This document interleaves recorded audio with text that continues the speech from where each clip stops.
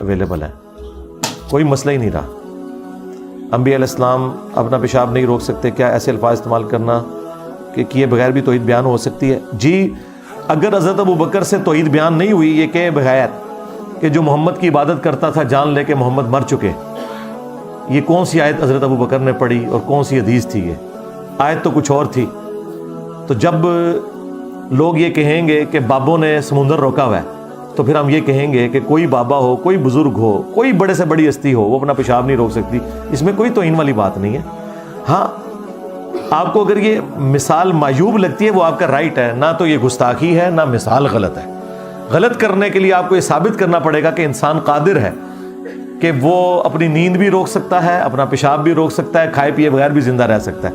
قرآن تو کہہ رہا ہے عیسیٰ ان کی ماں روٹی کھانے کے محتاج تھے۔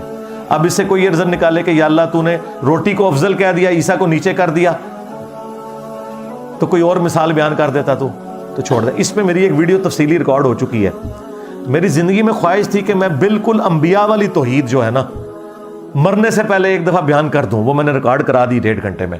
ابھی تک صرف میں وہ بابوں تک معاملات کو لے کے گیا تھا، لیکن قرآن میں تو انبیاء کرام کو بھی بیچ میں رکھا گیا نا، وہ لوگوں کو ہضم نہیں ہوتا نا، تو میں نے وہ تمام آیات جو انبیاء کے بارے میں ہے، کیونکہ جب توحید آتی ہے نا پھر اللہ تعالیٰ اپنے نبیوں کو بھی اس طریقے سے ذکر کرتا ہے۔ دیکھیں عیسائیوں نے حضرت عیسیٰ کو اللہ کا بیٹا کہا تو غصہ تو عیسائیوں پہ نکلنا چاہیے تھا، لیکن اللہ کا کہہ رہا ہے کہ اگر اللہ ارادہ کرے عیسیٰ کو، اس کی ماں کو، سب کو ہلاک کر دے۔ لو جی، یہ جب اللہ کہہ رہا ہے کہ عیسیٰ، اس کی ماں اور سب ہلاک، تو سارے پیغمبر، سارے انسان اس میں آ گئے، ان سب کو ہلاک کر دے، اللہ کا کوئی کیا بگاڑ لے گا؟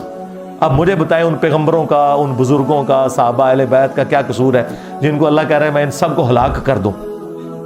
اللہ کا کوئی کیا بگاڑ لے گا؟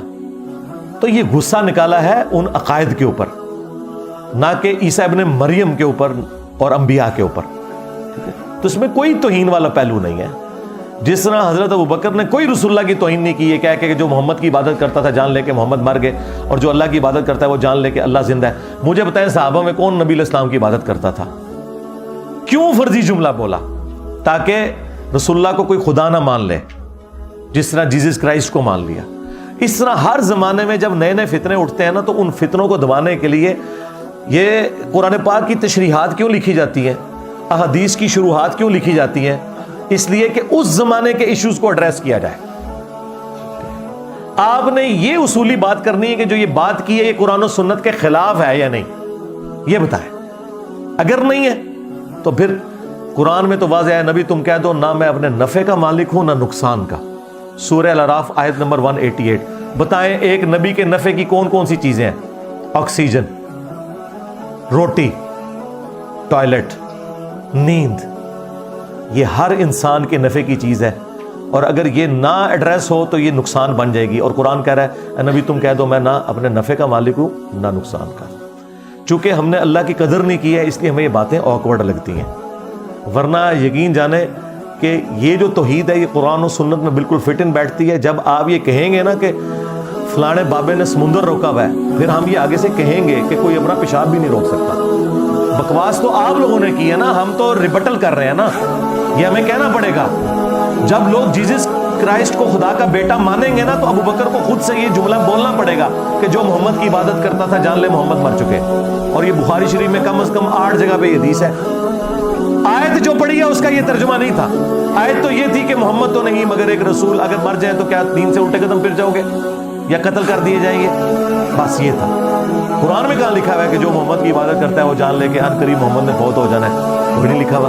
حضرت ابوبکر نے ایک فرضی جملہ بولا، تو حضرت ابوبکر پیغمبر نہیں ہے، نبوت ختم ہو چکی تھی، لیکن شتونگڑوں کو سنبھالنے کے لیے جو بعد میں پیدا ہونے تھے حضرت ابوبکر نے جملہ بولا۔ تو یہ کوئی ایسا مسئلہ نہیں، اس پہ کوئی پریشان ہونے والی بات نہیں ہے۔ اور یہ یاد رکھیے گا، جس جملے کو آپ توہین سمجھتے ہیں نا اس جملے کو اگر آپ الٹ کر دینا